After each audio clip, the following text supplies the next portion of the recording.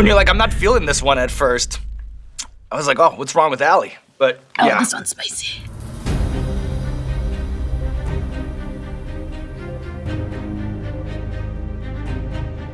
Hey, what's going on, everybody? For First We Feast, I'm Sean Evans, and you're watching Hot Ones. It's the show with hot questions and even hotter wings. And today we're joined by Ali Wong. She's an Emmy and Golden Globe Award-winning actor, best-selling author, and comedian. You know her from the dark comedy series Beef, films like Always Be My Maybe, and of course, her many acclaimed stand-up specials. On that note, she has a brand new hour of comedy, her newest special, Single Lady, set to drop on Netflix October 8th. Ali Wong, welcome to the show. Oh, I'm so excited and scared. What's going through your mind as you prepare to take on the Hot Ones gauntlet? Okay, honestly, what's going through my mind is that I can't eat this many wings to the bone, and I pride myself on eating like the cartilage, the marrow, and the gristle. That's what's going through my mind. Well, are you ready to get started? I'm ready to get started.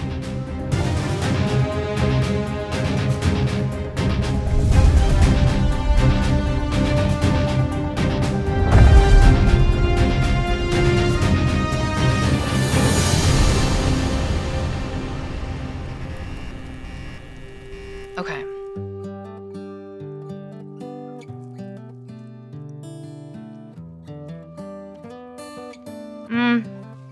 That's not very spicy. Is that supposed to be spicy? We on-ramp you over here. Okay. So take your wins where you can get them on the show. Okay. All right. It's great. Yummy. So it's funny to me how many comedy specials start with a comic pensively smoking a cigarette backstage or walking heroically through a city.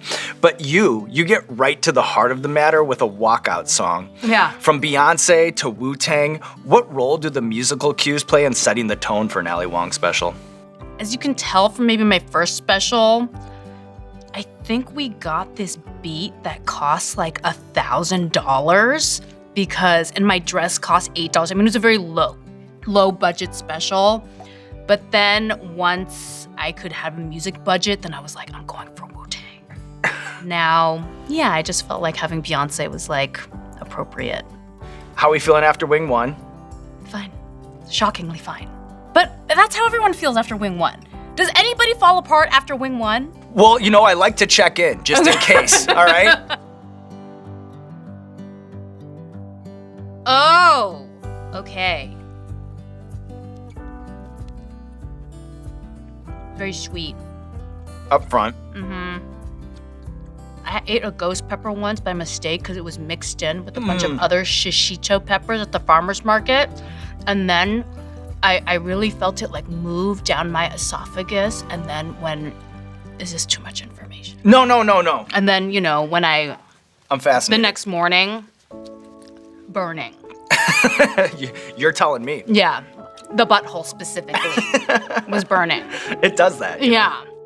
So I read that the first place that you ever did stand-up was at the Brainwash Cafe on Folsom Street in San Francisco. Yes. Can you paint the picture for what an open mic showcase hosted by Tony Sparks might have looked and felt like for a performer on stage? My gosh, this is a deep cut.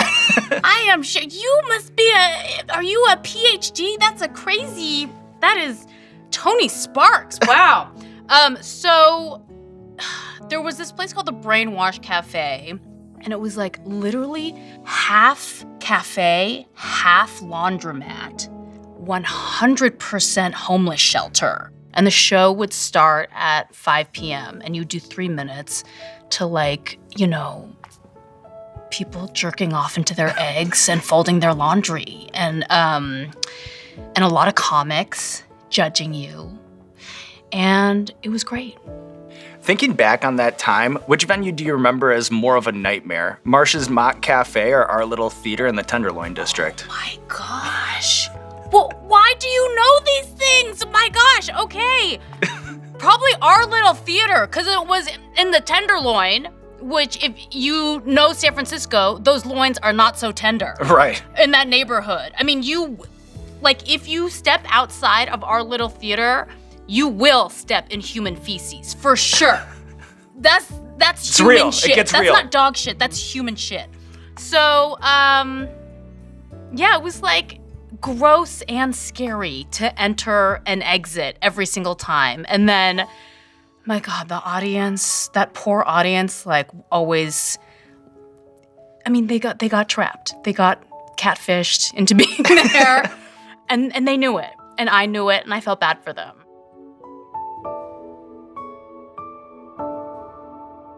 Neil's real deal.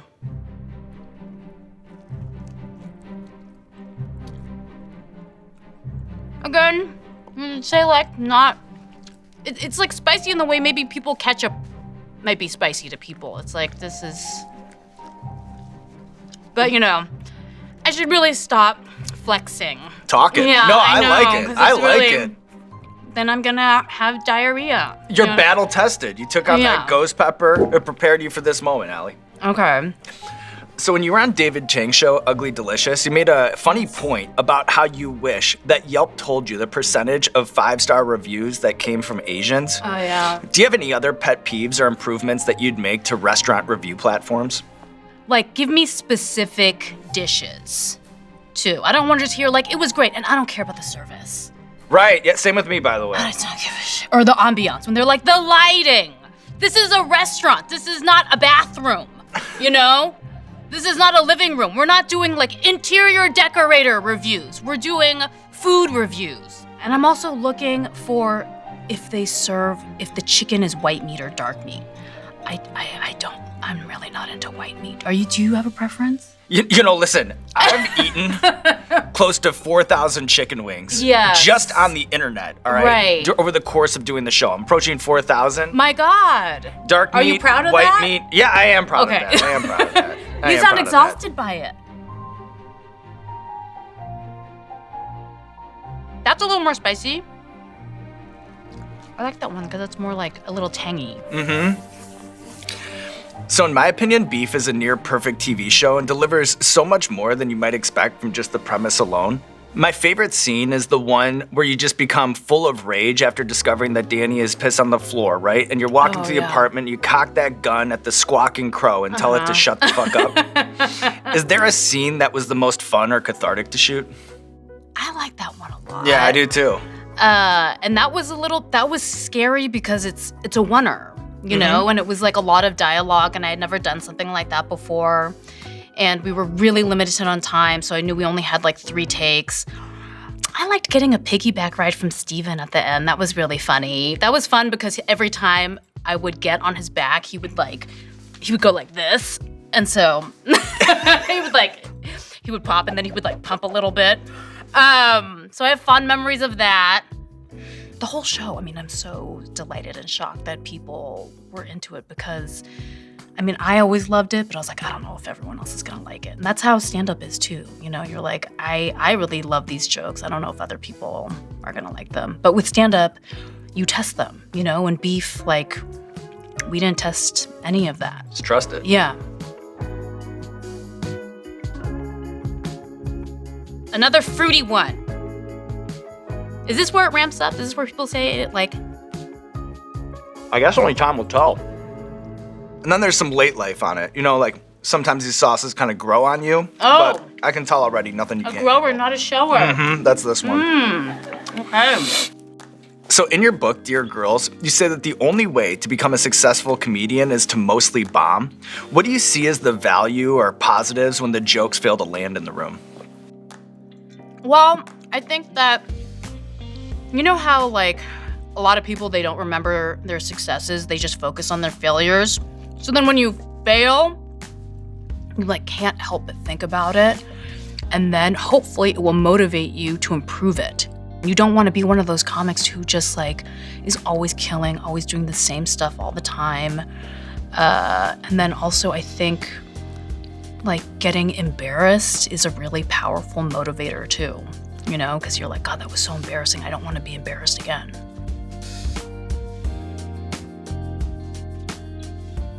Was Padma the most calm? Like I think there's one episode a season where someone just sort of ephemerally floats in here and then does better with this than me on my own show. It's interesting because I hung out with her one night and went into her bathroom and while she was filming Top Chef, and she had a giant thing of Pepto-Bismol. because she, is trying all these people's food, and she was like, yeah, sometimes I get in real trouble. I was like, you can say frothy diarrhea in front of me. That's all right, Padma Lakshmi. On your list of career superlatives, where does having the dress that you wore on the Baby Cobra special exhibited in a Smithsonian exhibition alongside Muhammad Ali's robe and Prince's guitar, where does that fall on your list of career accomplishments? I would say pretty up there. It was like and what was really sweet is that I did the Kennedy Center last summer, and my kids were with me, and then my ex-husband was with me, and then Bill came to visit, my boyfriend came to visit. To have all of them with me, just as meaningful as like the dress itself, being in the museum. And then we went there, and I was shocked. I was so emotional. And my daughter, Mari, who I was pregnant with at the time, she pointed at it and she was so excited. She was like, that's me in there. And so that's probably, and I think maybe even more meaningful than that is when people dress up in a striped dress and shove a pillow under there for Halloween. Like that happens, it's happened every year since. And the influence. And that's probably like my favorite thing. That's my favorite superlative that's happened, yeah. I don't know about that title. All right. Ninja Napalm.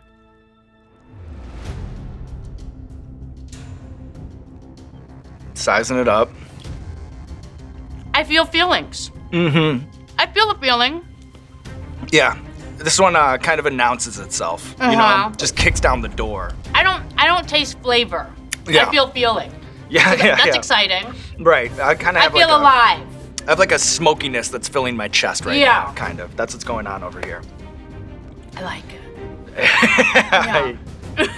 I can see that. Yeah, it's like a nice, I feel some bass. Yeah. That's a good way to put it. Did you have... I feel my upper lip's getting sweaty. There's gonna be a lot that goes on here. Okay. Physiologically to the finish line, but you're doing great. It's gonna get hotter? That's by design, great. Do you have a favorite piece of medical jargon that you had to learn for your role as Dr. Lena Stark in the ABC medical drama Black Box? That's so funny that you mentioned that show. Nobody has ever come up to me and been like, oh my God, I loved you as Dr. Lena Lark on Black Box. For those of you who don't know, I played an agoraphobic radiologist who has a love arc with the plumber. Oh my God, I had to learn about, the occipital lobe and the occipital lobe and the frontal cortex and oh my God, yeah. And I still know the difference. I don't remember the difference between left brain and right brain. But that's all right. One's creative and one's mathy, but I can never, yeah. All right, Allie? Yeah? This next wing is the bomb beyond insanity. Okay. I don't want to lie to you. It's an experience. All right, I'm excited. Look at that marketing. Who wants to do this Breaking Bad toxic? No.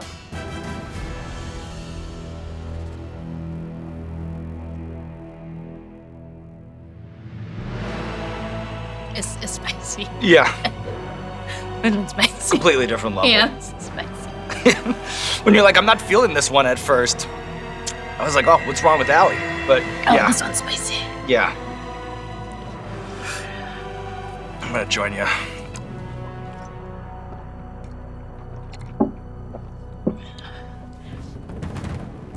This one's atomic. Yeah, this one's, it keeps going. It's beyond insanity, right? It grows. You want to talk about growers. This one right here. But I know that you are an adventurous eater. This is really spicy. Yeah, I know. But you're holding on, and I'm here right along with you. Just be careful around the eyes. Be careful, because you've been touching that napkin. We might have some fresh ones over there that might be better in a situation like this. Yeah. Bird box. Yeah. Do you have a Mount Rushmore of noodle soups? A top 4 of all time? I do. I would say, I really love the Nu Romian, the beef noodle soup at Dai Ho in the San Gabriel Valley, the pho at Pho Hanoi in San Jose. It doesn't exist anymore, but I love Turtle Tower in San Francisco. That had great chicken pho. And then I could order it with dark meat only. Whoa, right up your alley. And then my other one is when I used to live in Vietnam, there was like a snail tomato crab soup that this one would serve on the street. And it was so cute because I loved her so much and she was so mean to me and she was so cranky.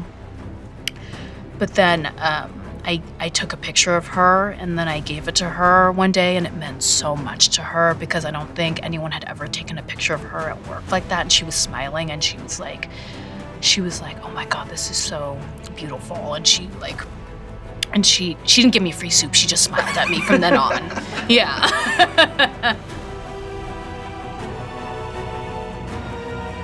I've been humbled. I thought I was tough until the bomb beyond insanity.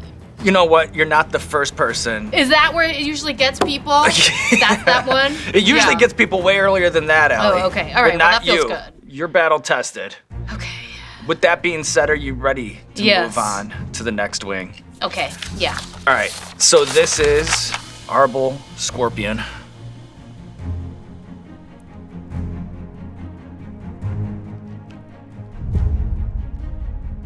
Oh, I like the flavor on that one. This one does grow. It's not so fun, but after the last one, I feel like it makes everything a little bit easier at least. Yeah. Wait a minute. I would Yeah. say that and then. It's like the hot sauces, they can hear you, you know? Yeah, I feel vibrations around.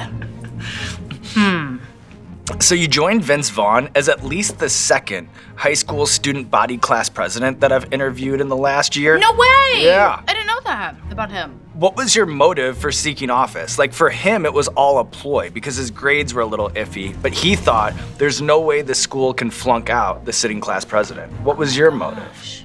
It was really great because I emceed like essentially an all school meeting every single week for my entire senior year, and it was great practice in being on stage. And I didn't even realize that's like what I didn't even want to be a stand-up comic then, and maybe I'm not even realizing until now like what a big effect that had on me because, you know, there's nothing scarier than being a high schooler talking in front of your peers. Right. So, yeah, and then and maybe nothing will be as scary as that ever again. You know. Well, look at you're here today, Yeah. taking on these Except scorching for hot Dabomb chicken Beyond wings. Insanity sauce. Yeah. Oh, okay. Oh no, the seal's too hard to open. That's gonna take too much time. Yeah, that's Never all right. mind. All right. All right. Cheers, It'll be Allie. Fine. Cheers.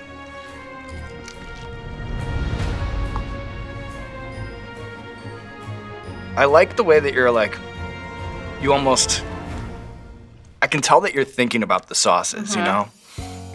Thinking deeply about them.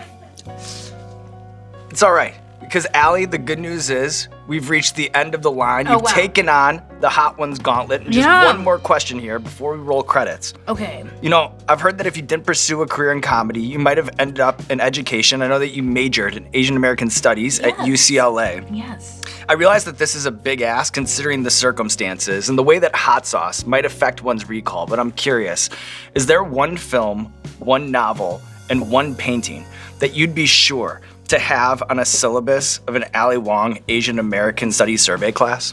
Oh, okay, yes.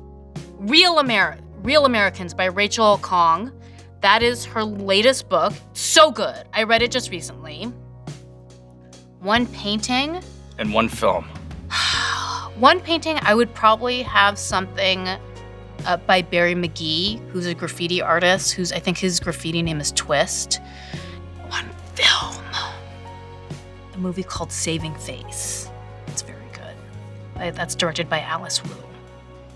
Ali Wong taking on the wings of Oh my death. gosh, we did it! Living to tell the tale, and now there's nothing left to do but roll out the red carpet for you. This camera, or this camera, let the people know what you have going on in your life. Oh, I have my Netflix specials out, my fourth Netflix special, Single Ladies, out now, and then I'm relaxing, being a mom, and I have an animation show coming out too. coming out, I think, in December. It's called Gentry. Thank you. Oh, this is so fun.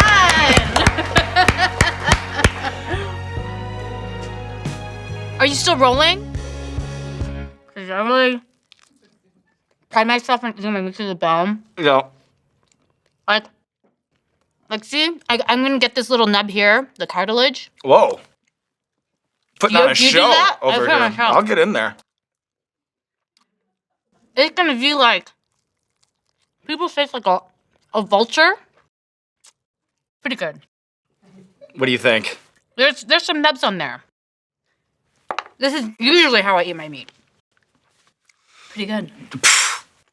Pristine. Yeah. That's another round of applause. Yeah. Cheerleaders could use that as a baton. There you go. This one's spicy.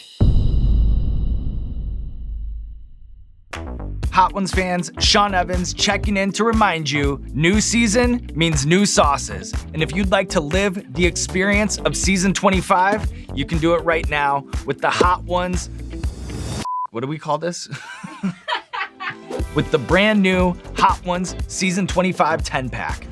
Heatness.com, heatness.com, that's heatness.com to get your hands on the Season 25 Hot Ones Hot Sauce Gauntlet. Get them while they're hot, and be careful around the eyes.